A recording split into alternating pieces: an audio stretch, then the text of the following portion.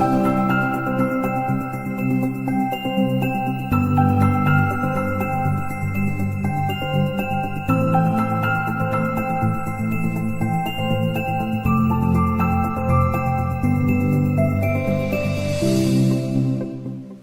menonton, jangan lupa like, subscribe, dan tekan tombol lonceng. Selamat menyaksikan. Halo sahabat Eljon, kembali lagi di Eljon Medical Forum bersama saya Cynthia Kusumarani. Dan tentunya di Eljon Medical Forum ini kita akan membahas seputar dunia kesehatan. Sudah banyak juga tema yang kita bahas di sini. Dan hari ini temanya menarik sekali berkaitan dengan kesehatan mental ya, berkaitan dengan bipolar. Nah, jadi banyak juga remaja atau anak-anak muda yang sekarang sedang membicarakan bipolar. Jadi apakah sebenarnya bipolar itu, bagaimana mendiagnosanya, dan lain-lain, gejalanya seperti apa? Hari ini kita akan bicarakan bersama Dr. Eka Hairianti Zain, spesialis kedokteran jiwa atau psikiater. Halo Dr. Eka. Halo Mbak Cynthia. Selamat siang dokter. Iya, siang. Apa kabar dokter? Ya, alhamdulillah kabar baik, sehat. Baik. Oke, nah sahabat Eljon, Dokter Eka ini sekarang lagi di Jepang ya dokter ya, sedang melanjutkan PhD-nya di sana. Oke, berarti di sana udah sore kali ya dokter ya? Benar, jadi di sini udah sore. Oke. Agak gerimis. Oh, agak gerimis ya dok? Oke, dokter hari ini kita bicara soal gangguan bipolar ya dokter? Nah yang pertama dokter, sebenarnya apa sih dokter gangguan bipolar itu sendiri? Ya, jadi benar sekali tadi kata Mbak Cynthia ya, sekarang bipolar udah banyak dibahas. Mungkin banyak udah yang mengetahui tentang bipolar ini.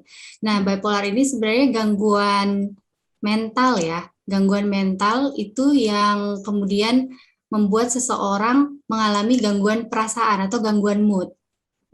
Jadi, mental itu kan terdiri dari fungsi pikiran, perasaan, sama perilaku. Kalau bipolar ini yang terganggu adalah mood-nya. Dan gangguan ini cenderung bersifat kronik ya, dan kemudian juga sifatnya itu rekuren atau seringkali berulang gitu. Jadi memang dia adalah salah satu gangguan mental yang terutama itu terganggunya di mood gitu. Jadi mood yang dimaksudkan ini maksudnya mood kita biasanya kan stabil ya, normal aja gitu. Kita sebutnya biasanya mood yang eutimia. Tapi kalau bipolar dia bisa di suatu masa itu moodnya meningkat ya, jadi senangnya sangat berlebihan ya, dan melampaui batas seperti orang-orang kebanyakan, atau misalnya moodnya itu menurun, yang biasanya kita sebut dengan mood yang depresi. Dan ini bisa silih berganti ya, tergantung episodenya. Jadi gangguan bipolar kurang lebih seperti itu. Oke, jadi dia perubahan mood gitu ya dokter ya, tadi tiba-tiba senang atau tiba-tiba emosinya berubah seperti itu, tapi yang apa namanya kadarnya tuh berlebihan gitu artinya dokter ya? Iya. Nah, untuk gejalanya sendiri dokter apa saja dokter selain dari perubahan mood yang tadi dokter bilang? Iya, jadi gejalanya sebenarnya tergantung dari episode bipolarnya ya.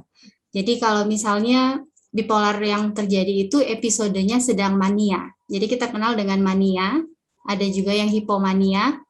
Hipomania itu di bawahnya sedikit mania, ya, tapi udah senang yang berlebihan juga. Kemudian di bawahnya lagi yang normal itu adalah episode yang depresi, gitu. Kalau episode mania ini biasanya ditandai dengan 3 hal ya. Jadi ada mood yang meningkat, ya. Mood itu suasana perasaan.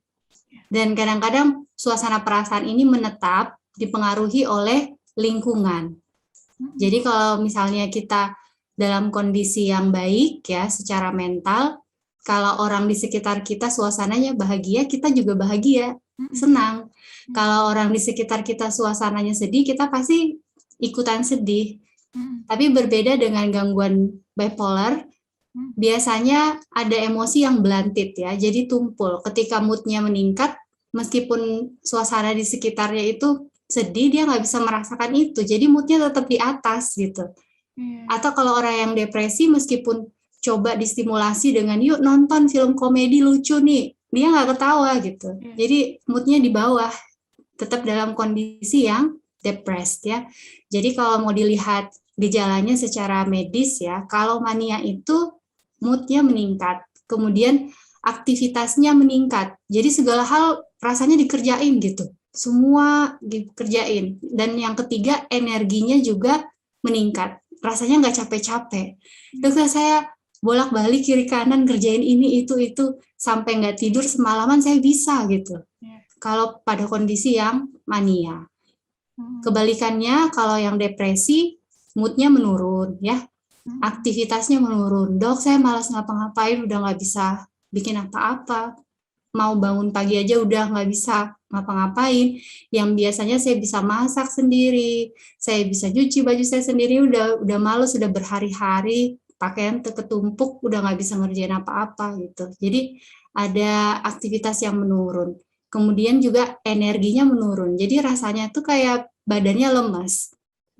Nggak ada energi, nggak bertenaga, kayak gitu. Jadi itu kondisi depresi ya. Jadi tergantung dari episodenya. Kemudian ada juga episode yang hipomanik. Hipomanik ini mirip sama manik, cuma bedanya gejalanya itu lebih ringan. Jadi moodnya meningkat, tapi nggak semeningkat yang manik ya. Aktivitasnya juga meningkat, energinya juga meningkat gitu, tapi nggak semeningkat yang manik sampai mengalami gangguan secara sosial atau gangguan secara pekerjaan. Nah, kalau misalnya kita misalnya lihat orang yang seperti itu, kita nggak bisa langsung mendiagnosis seseorang sebagai gangguan mental ya. Dan gejalanya itu harus ada gejala yang berupa ada disfungsi atau ketidakmampuan dalam melakukan fungsi sehari-hari ya, fungsi pekerjaan, dan terutama fungsi sosial dalam berhubungan dengan orang lain misalnya. Jadi di situ highlight-nya. Jadi selama ada suatu gejala, tapi dia saya lihat tetap kerja kok, dia saya lihat tetap berfungsi sehari-hari biasa, komunikasi biasa, ngobrolnya bagus, sosialnya bagus ya. Nah, itu belum masuk kategori gangguan jiwa gitu. Jadi harus ada itunya. Dan yang mana gejala-gejala tersebut itu sangat mengganggu gitu, aktivitas sehari-hari. Oke, jadi perbedaannya dia adalah ada disfungsi ya dokter ya. Jadi sampai ada sesuatu yang sampai dia nggak mau mengerjakan sesuatu, akhirnya tidak berfungsi gitu ya dokter ya, baru berkaitan dengan mental. Berarti jenis gangguan bipolar itu yang katanya ada bipolar 1, 2, 3, berarti kaitannya dengan yang manik, hipomanik tadi dokter ya? Benar. Ya benar sekali Mbak Siti ya.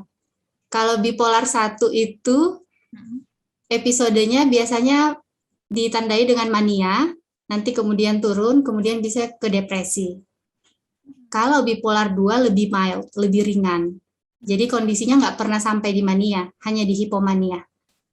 Tapi depresinya sama dengan depresi yang bipolar 1. Oke. Perubahan mood ini dokter terjadi di hari di hari yang sama kah dok, atau gimana sih dokter terjadinya perubahan mood itu secara tiba-tiba aja di dalam keadaan apapun ya artinya, atau gimana dokter? Ya, jadi karena tadi saya mengatakan bahwa mood itu suasana perasaan yang cenderung menetap ya. Misalnya hari ini mood saya baik gitu. Iya. Jadi kayaknya apapun masalah saya bisa ngadapin gitu.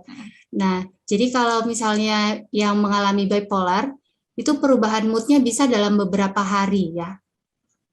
Atau misalnya bisa dalam satu hari bisa kalau tipenya campuran. Jadi ada juga bipolar yang tipe episodenya tuh manik depresif, yang campuran keduanya. Itu bisa berganti, pagi dia mania, malam nanti depresi gitu. Tapi kalau misalnya yang episode, misalnya satu episode yang tunggal, misalnya mania aja, itu bisa berlangsung selama berminggu-minggu manianya. Atau episodenya depresi, bisa berlangsung selama berminggu-minggu. Jadi didominasi oleh suasana perasaan yang, contoh misalnya mania. Jadi sekalipun misalnya dia sempat sedih, tapi yang mendominasi adalah mood manianya. Gitu. Jadi tergantung episodenya, dan jadi perubahan suasana moodnya itu tergantung episode daripada bipolarnya. Oke, jadi tergantung ya dokter ya. Artinya orang kadang-kadang bisa ke hipomania atau kadang-kadang bisa manik ya dokter? Iya, betul sekali. Kalau yang udah satu hari itu terjadi sampai di dalam pergantian moodnya itu terjadi sehari, berarti sudah masuk ke mania ya dokter ya? Kalau pergantian moodnya itu masuk campuran dia. Jadi misalnya dia berganti moodnya ke mania ya, tiba-tiba langsung ke depresi lagi. Terus ada mungkin yang mau saya tambahin tadi, itu yang tadi saya jelaskan gejalanya itu gejala utama ya Mbak Cynthia. Ada yang namanya gejala tambahannya juga. Jadi misalnya orang dengan manik selain tadi itu bisa ada ide-ide kebesaran, kepercayaan dirinya itu tinggi sekali. Ada kemudian perilaku yang beresiko, ya bisa tidurnya itu jadi berkurang. Dok, saya biasanya tidur 8 jam, sekarang 2 jam aja cukup. Atau bahkan nggak tidur, tapi tetap berenergi, bertenaga. Kayak gitu. Ada flight of ideas juga. Jadi flight of ideas ini idenya banyak, tapi nggak kelar satu, ada satu lagi. Jadi idenya itu kayak di pikiran berlomba-lomba datangnya. Kemudian ada pressure of speech. Jadi kayak kalau bicara itu nggak bisa di-stop. Ngomong terus gitu. Bisa sampai ke yang itu. Itu kalau kondisinya sedang mania ya. Jadi kalau lihat moodnya, nggak harus lihat ininya, bisa dilihat gejala-gejala yang lainnya gitu. Gejala lain ya dokter ya, di samping gejala utama. Betul. Berarti dokter, untuk perubahan mood ini para yang mengidap bipolar ini tidak menyadari ya dokter, artinya perubahan itu secara tidak sadar terjadi tiba-tiba gitu ya dokter ya? Iya, benar. Jadi itu terjadi di bawah sadar sebenarnya ya, secara unconscious. Unconscious kemudian yang naik kita lihatnya sebagai suatu hal yang nyata gitu. Jadi dia unconscious terjadinya. Dan karena dia unconscious, biasanya yang mengalami itu merasa nggak sakit. Saya nggak apa-apa, saya baik aja gitu. Karena secara unconscious. Karena ada menurut psikoanalis ya dari Melanie Klein bahwa sebenarnya mereka yang mengalami kondisi mania pada saat bipolar itu adalah defense. Jadi sistem pertahanan egonya dia secara unconscious ya untuk mengatasi kesedihan. Jadi ada kesedihan mungkin yang sangat mendalam, yang unbearable. Jadi akhirnya di defense secara unconscious dengan mania tadi, moodnya jadi langsung melambung tinggi. Kebalikannya justru dengan kesedihan yang dialami gitu. Oke, baik. Jadi dokter, orang-orang yang kadang bilang dia moodian gitu ya dokter ya, kadang moodnya berubah-ubah, berarti itu beda ya dokter ya dengan yang dinamakan gangguan bipolar ini? Iya, benar sekali, saya setuju Mbak Cynthia. Jadi kita itu bisa moody, itu karakteristik ya. Karakteristik seseorang. Jadi tergantung orang masing-masing, karena itu mood itu bisa dipengaruhi oleh lingkungan. Jadi sebentar kita senang, tiba-tiba dengar berita ini langsung jadi down moodnya ya. Terus misalnya ada sesuatu yang terjadi, kayak misalnya kalau perempuan itu kan perubahan pola hormonal setiap kali mau menstruasi ya. Betul. Di situ memang ambang batas perubahan mood itu lebih tinggi, jadi lebih mudah berganti, lebih mudah mood swing. Dan selama mood swing ini tidak mempengaruhi aktivitas sosial, aktivitas pekerjaan, aktivitas sehari-hari ya, itu masih di range yang normal gitu. Intinya kuncinya di situ sih, di disfungsi yang tadi ya. Iya, jadi memang belum pasti semua orang yang ada perubahan mood, perubahan emosi itu belum pasti bipolar ya dokter ya, asalkan tadi berkaitan dengan disfungsi. Iya, betul sekali. Oke. Nah, kemudian dokter, untuk penyebabnya sendiri dokter, sebenarnya apa sih dokter yang menyebabkan seseorang itu bisa mengidap gangguan bipolar ini? Iya, penyebabnya sebenarnya sama ya dengan misalnya penyakit-penyakit fisik gitu. Apa yang kemudian menyebabkan seseorang menderita penyakit jantung ya. Itu ada faktor-faktor juga sama, kayak apa yang menyebabkan seseorang bipolar itu ada sesuatu di dalam otaknya gitu. Jadi setelah diteliti secara biologik ya, secara ilmu medis, bahwa orang-orang dengan bipolar itu cenderung mempunyai zat-zat kimia dalam otak yang namanya neurotransmitter itu mengalami imbalance atau ketidakseimbangan. Jadi pada kondisi yang mania ada yang namanya dopamin, itu hormon senang ya, pleasure neurotransmitter itu sangat tinggi pada kondisi-kondisi mereka yang mania setelah diteliti. Kemudian pada kondisi yang depresi ada yang namanya serotonin. Neurotransmitter serotonin ini yang sangat rendah pada kondisi yang depresi. Jadi perubahan kimiawi yang ada di dalam otak ini yang kemudian menyebabkan bisa terjadinya satu gangguan bipolar. Kalau dari bukti-bukti medis setelah penelitian bahwa ternyata memang secara genetik ya, ada kerentanan sel-sel neuron, itu sel-sel neuron, sel-sel yang membentuk saraf dalam otak. Nah, itu cenderung fungsinya untuk mengeluarkan zat-zat neurokimiawi itu terganggu gitu. Dan kita nggak tahu kapan muncul pertama kalinya gitu. Misalnya muncul pertama kali kena gangguan bipolar ini di usia berapa.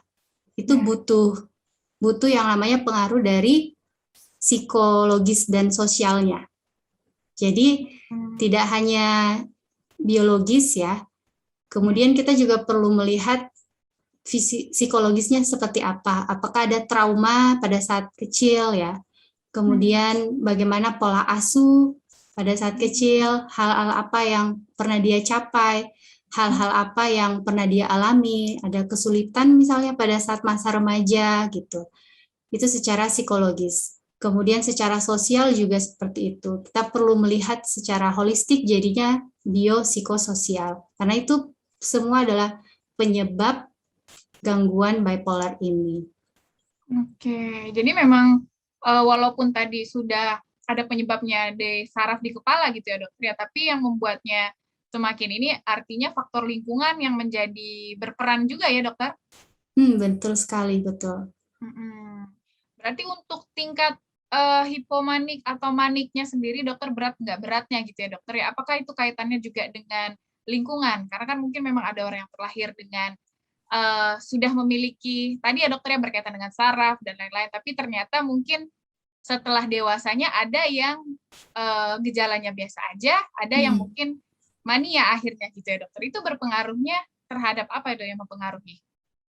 Ya, jadi perbedaan itu sangat dipengaruhi oleh kondisi tidak hanya lingkungan, tetapi biologis sama psikologisnya juga.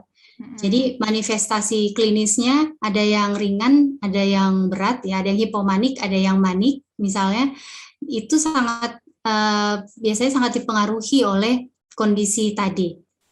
Jadi tergantung kerentanan genetik di dalam saraf otaknya seperti apa, kemudian tergantung juga hal-hal traumatik yang dialami ya, secara psikologis gitu. Dan juga bagaimana support sosial. Jadi dari sosial dalam berelasi, seperti apa support dari lingkungan, seperti itu. Jadi sangat personal ya, case per case, dan kita mungkin juga di bidang psikiatri ini belum ada penelitian yang secara objektif bilang kalau seperti ini penyebabnya akan masuk ke hipomania aja, kalau seperti ini ke mania gitu. Dan belum ada. Bahkan ada pula yang mania yang sampai sangat berat, yang masuk gangguan jiwa berat, karena bipolar itu sebenarnya termasuk gangguan jiwa yang bisa ringan sampai sedang. Dia berat ketika ada kondisi yang namanya psikotik. Jadi psikotik itu ketidakmampuan untuk menilai realita. Contoh ada halusinasi ya. Halusinasi kan hal yang tidak nyata, tetapi dia merasakannya nyata. Halusinasi dari panca indera, misalnya halusinasi visual, melihat sesuatu yang sebenarnya nggak ada, atau halusinasi pendengaran, kayak mendengar suara tapi sebenarnya nggak ada, gitu. Nah, itu udah dalam kondisi yang psikotik. Jadi, mania kalau tidak ditreat, bisa masuk ke kondisi yang psikotik ini. Karena kondisi di dalam otak dopaminnya tadi yang tinggi. Kalau dopamin udah melebihi ambang batas, bisa menyebabkan psikotik. Oke, baik. Jadi banyak ya dokter ya yang sebenarnya mempengaruhi sampai akhirnya dia masuk ke gejala yang mana. Betul. apakah dokter gangguan bipolar ini merupakan ada kaitannya dengan gen, dokter, genetik? Iya, jadi sangat erat kaitannya dengan genetik ya. Jadi banyak gen-gen yang sudah diteliti dan itu terkait dengan bipolar. Dan biasanya juga di praktek klinis kita pasti bertanya apakah ada riwayat keluarga yang sama. Minimal misalnya 1 garis keturunan di atas ya, atau 2 garis keturunan sampai 3 garis keturunan di atas yang mengalami gejala-gejala yang sama dengan pasien. Jadi seringkali itu ada keterikatan genetik di situ. Karena semua penyakit memang ketika environment-nya atau lingkungannya cocok yang menyerang dia dan genetiknya cocok, itu pasti akan jadi penyakit gitu. Tapi ketika dia nggak punya gen itu, meskipun paparan lingkungannya banyak, ya dia nggak akan sakit itu. Kalau namanya udah gen gitu ya dokter ya, dia pasti betul. akan mendapatkan itu. Iya. Baik. Iya, baik. Jadi itu ya tadi dokter ya soal bipolar. Nanti kita lanjutkan lagi dokter di segmen selanjutnya. Nah, soalnya banyak yang mengatakan ya dokter kadang-kadang ada yang kemudian gitu, ada masalah tertentu sampai akhirnya menganggap bahwa dirinya adalah bipolar. Ternyata berbeda ya dokter, ataupun mungkin memang itu ada kaitannya dengan gangguan mental gitu, tapi mungkin bukan kategori bipolar gitu ya dokter ya. Iya, betul. Oke deh. Baik, terima kasih Dokter Eka. Nanti kita lanjutkan lagi di segmen selanjutnya. Jangan kemana-mana, sahabat Eljon. Saya dan juga Dokter Eka akan kembali lagi membahas soal gangguan bipolar ini. Tetap di Eljon Medical Forum.